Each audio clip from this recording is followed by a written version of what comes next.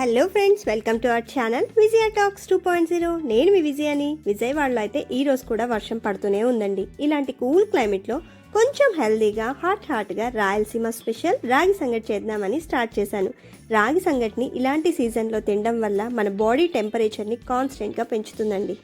రాగి సంగటిని weekly 2-3 times తీసుకున్నామంటే మనకి హిమోగ్లోబిన్ ప్రాబ్లం అయితే ఉండదండి. బ్లడ్ పర్సంటేజ్ బాగా మెయింటైన్ అవుతుంది. ఐరన్ లెవెల్స్ ఎక్కువగా ఉంటాయి కదా, అందుకనేసి వేడి వేడి రాగి సంగట్లోకి కొంచెం నెయ్యి వేసుకొనేసి పప్పు అయితే వెజిటేరియన్స్కి మంచి కాంబినేషన్ ఇస్తుందండి. అలాగే నాన్ వెజిటేరియన్స్కి అయితే హ్యాపీగా మనం చికెన్ కర్రీ, మటన్ అన్నిట్లో కూడా ఇది సైడ్ డిష్గా అయితే వాడుకోవచ్చు. మంచి హెల్దీ రెసిపీ అండి.